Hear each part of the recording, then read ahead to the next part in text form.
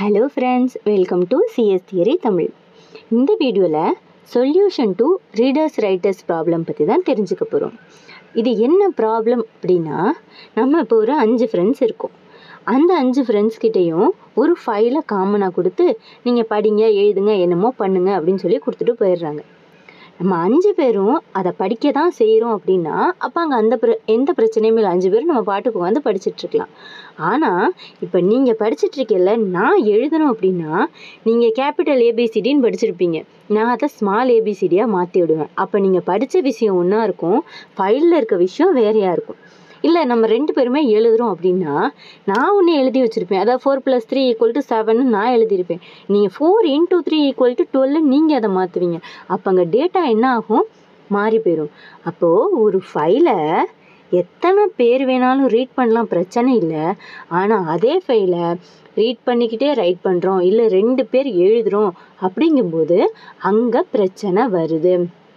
அதுதான் reader writer problem. அந்த ப்ராப்ளம்க்கான solution என்ன அப்படின்னு சொல்லி தான் இந்த வீடியோவில் நம்ம தெரிஞ்சுக்க போகிறோம். ஸோ 4 கேஸ் இருக்குது, 2 ப்ராசஸ் இருக்குது.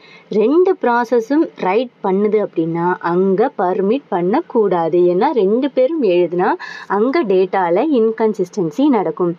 ஒரு ஆள் எழுதும்போது இன்னொரு ஆள் படிக்கக்கூடாது, ஒரு ஆள் படிக்கும்போது இன்னொரு ஆள் எழுதக்கூடாது. அது எந்த சிச்சுவேஷனையும் அலோவ் பண்ணக்கூடாது, அலோவ் கிடையாது. ஆனால் எத்தனை பேர் வேணாலும் அந்த ஃபைலை ரீட் பண்ணிக்கலாம். இதில் இந்த ரீடர் ரைட்டர் ப்ராப்ளமில் சொல்யூஷனில் யூஸ் ஆகிறது மொத்தம் 3 வேரியபிள். ஒன்று மியூடெக்ஸ், இன்னொன்று ஆர்சி, இன்னொன்று டிபி. ஆர்சி அப்படிங்கிறது ரீடர் கவுண்ட், எத்தனை நம்பர் ஆஃப் ப்ராசஸ், எத்தனை நம்பர் ஆஃப் ரீடர்ஸ் அந்த ஃபைலை ரீட் பண்ணுறாங்க அப்படிங்கிற கவுண்ட்டை வச்சுக்கிறது ஆர்சி. மியூடெக்ஸ் அப்படிங்கிறது ஆர்சியோட வேல்யூ அப்டேட் ஆகும்போது மியூச்சுவல் எக்ஸ்க்ளூஷனை என்ஷூர் பண்ணுறது. அதாவது இந்த ப்ராசஸ் ஒரு யூசருக்காக தான் அலாட் ஆகிருக்கு அப்படிங்கிற மியூச்சுவல் எக்ஸ்க்ளூஷனை என்ஷூர் பண்ணுறது இந்த மியூடெக்ஸ் வேரியபிள். அடுத்தது டிபி. டிபி அப்படிங்கிறது மியூடெக்ஸ் அப்படிங்கிறது ஒரு பைனரி செமஃபோர். பைனரி செமஃபோர்னால் அதோட வேல்யூ என்னவா இருக்கும், 0 and 1 தான் இருக்கும். வேறு வேல்யூஸ் அதில் வர முடியாது. ஏன்னா அது பைனரி செமஃபோர். நம்ம டேட்டாவெல்லாம் ஆக்சுவலாக எங்கே வைப்போம், டேட்டா பேஸில்.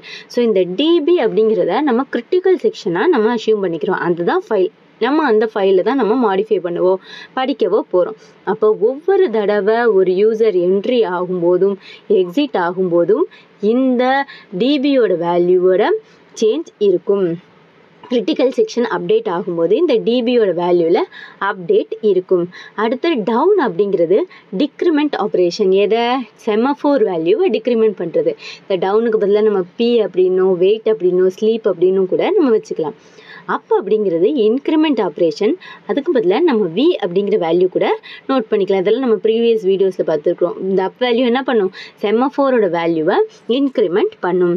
இந்த கோடு ஆக்சுவலாக ரீடர் ரைட்டர் ப்ராப்ளம்க்கு என்ன சொல்யூஷன் அப்படின்னு சொல்லி கொடுக்கும். இனிஷியலாக எத்தனை நம்பர் ஆஃப் யூசர் இருக்காங்க, யாருமே இல்லை. ஸோ ஆர்சியோட வேல்யூவை 0 அப்படின்னு சொல்லி இனிஷியல் பண்ணுறோம். மியூடெக்ஸையும் டிபியையும் 1 அப்படின்னு சொல்லி இனிஷியலைஸ் பண்ணுறோம். அடுத்தது வைல் ட்ரூ, டவுன் மியூடெக்ஸ், மியூடெக்ஸோட வேல்யூவை டவுன் பண்ணுறோம் 0. RC = RC + 1. ஃபஸ்ட்டு யூசர் உள்ளே வந்துட்டாங்க, அப்போ ஆர்சியோட வேல்யூ 1 ஆகுது.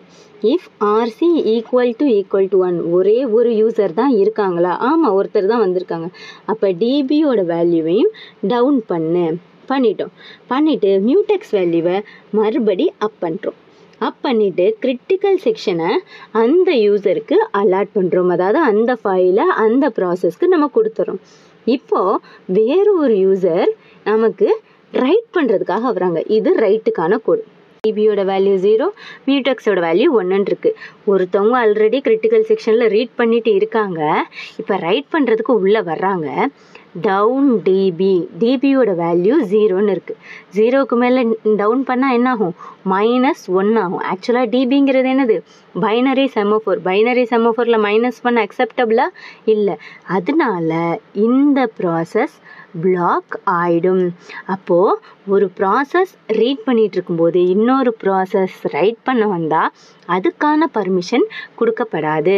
ஸோ ஒருவேளை இப்போ ஒரு ப்ராசஸ் ரைட் பண்ணிகிட்டு இருக்கையில் இன்னொரு ப்ராசஸ் ரீட் பண்ண வர முடியுமா அப்படின்னு சொல்லி தெரிஞ்சுக்க போகிறோம். ஃபஸ்ட்லேருந்து ஆரம்பிக்கிறோம். ஆர்சியோட வேல்யூ 0, ரைட் பண்ண வருது. டவுன் டிபியை டவுன் பண்ணுறோம். டிபியோட வேல்யூ என்னது 1லேருந்து 0 ஆயிடுது. கிரிட்டிக்கல் செக்ஷன் அந்த ப்ராசஸ்க்கு அலாட் ஆயிடுது. இப்போ இன்னொரு ப்ராசஸ் ரீட் பண்ண வருது.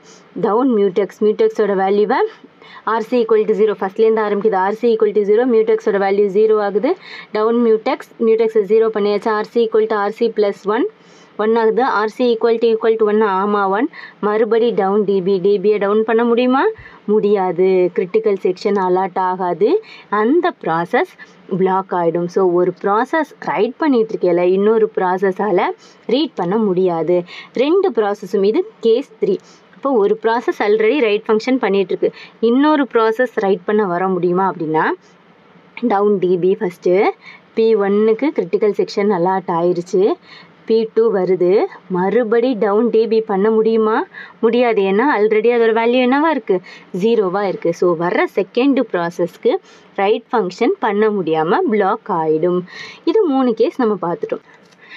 அடுத்தது final case, number of process read பண்ண முடியும். நம்பர் ஆஃப் ப்ராசஸ் ரீட் பண்ணும்போது அங்கே எந்த ப்ராப்ளமும் வராதுன்னு சொன்னோம். ஸோ அது என்ன ஆகும் அப்படின்பா RC = 0, மியூடெக்ஸ் 1, DB1 அப்படின்னு சொல்லி நம்ம ஃபஸ்ட்லேருந்து ஆரம்பிக்கிறோம். ஃபஸ்ட்டு மியூடெக்ஸை டவுன் பண்ணிட்டோம் 0. அடுத்து RC = RC + 1, RCயோட வேல்யூ 1ன்னு மாத்திரம். இஃப் RC = 1 பார்க்குறோம். ஆமாம் 1. அதனால் டிபியோட வேல்யூவையும் நம்ம டவுன் பண்ணிட்டோம். டவுன் பண்ணிட்டு மியூடெக்ஸோட வேல்யூவை 1 ஆக்கிட்டோம்.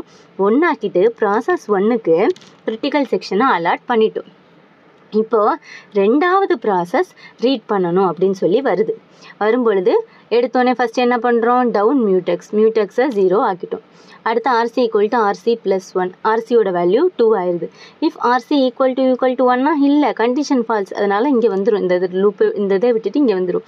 மறுபடியும் மியூடெக்ஸை அப் பண்ணிவிட்டு P2க்கு கிரிட்டிக்கல் செக்ஷனை அலாட் பண்ணி விட்டுரும். டவுன் டிபி பண்ணாதான் நம்மளால் உள்ளே வர முடியாது. ஆனால் டவுன் டிபி என்ன பண்ணலை. இங்கேயே கண்டிஷன் ஃபால்ஸ் ஆயிடுச்சு. அடுத்தது இப்போ P3யும் வருதுன்னு வச்சுக்குவோம். மியூடெக்ஸோட வேல்யூவை டவுன் பண்ணு. அடுத்து RCயோட வேல்யூவை இன்க்ரிமெண்ட் பண்ணு. RC = 1 இல்லை, RCயோட வேல்யூ 3. அதனால் அப் மியூடெக்ஸ் மட்டும் பண்ணு. மியூடெக்ஸோட வேல்யூவை 1 ஆக்கிரு. P3க்கு இந்த கிரிட்டிக்கல் செக்ஷனை அலாட் பண்ணு. ஸோ எத்தனை ப்ராசஸ் வேணாலும் ரீட் மட்டும் பண்ணுறதுக்கு கிரிட்டிக்கல் செக்ஷனுக்குள்ளே வரலாம். எத்தனை ப்ராசஸ் வேணாலும் அந்த ஃபைலை ரீட் பண்ணலாம். ஓகே, எல்லா ப்ராசஸும் ரீட் ஃபங்க்ஷனை முடிஞ்சிருச்சு. எப்படி வெளியில் போகுது, என்ட்ரி செக்ஷன் எப்படி ஒர்க் ஆகுது அப்படின்னு சொல்லி பார்க்க போகிறோம். டவுன் மியூடெக்ஸோட வேல்யூவை 0 ஆக்கு. RC = RC - 1. நம்ம எத்தனை ப்ராசஸ் என்ட்ரி பண்ணோம்? 3. RC - 1 என்ன ஆகும்? 2 ஆகும். இஃப் RC = 0 அப்படின்னு பார்ப்போம். RC 0 இல்லை, RCயோட வேல்யூ 2. அதனால் லூப்பை விட்டு வெளியில் வந்துட்டு மியூடெக்ஸ் கண்டிஷனை விட்டு வெளியில் வந்து மியூடெக்ஸோட வேல்யூவை அப் பண்ணும். ஸோ ஒரு ப்ராசஸ் வெளியில் வந்துடுச்சு. அடுத்து 2வது ப்ராசஸ் வருது. RC - 1 ஆகுது. RC = 0 இல்லை, அதனால் மறுபடி வெளியில் வந்து மியூடெக்ஸோட வேல்யூவை 1 மாற்றிடுது. ஸோ ஒவ்வொரு ப்ராசஸாக முடிஞ்சுக்கிட்டே இருக்குது. இந்த கண்டிஷன் எப்போ ஃபால்ஸ் ஆகும்? RC ட்ரூ ஆகும். RC = 0 இருந்தால் மட்டும்தான் டிபியோட வேல்யூவை 1 மாற்றும். ஒருவேளை அதுக்கு முன்னாடியே டிபியோட வேல்யூவை மாற்றினா என்ன ஆகும்? ரைட் ஃபங்க்ஷன் உள்ளுக்குள்ளே வர பர்மிட் ஆகிடும். இதுதான் இந்த கோடோட பியூட்டி. RCயோட வேல்யூவை 0 ஆக்குற வரைக்கும் டிபியோட வேல்யூ மாற்றாது. ஒருவேளை டிபியோட வேல்யூவை மாற்றினா வேறு ப்ராசஸும் உள்ளே வர பர்மிட் ஆயிரும். ஸோ ஒரு ப்ராசஸ் ரீட் பண்ணும்பொழுது இன்னொரு ப்ராசஸ் 100% ரைட் பண்ண அலோவ் பண்ணாது. இவ்வளோதாங்க solution to reader writer problem. Thank you.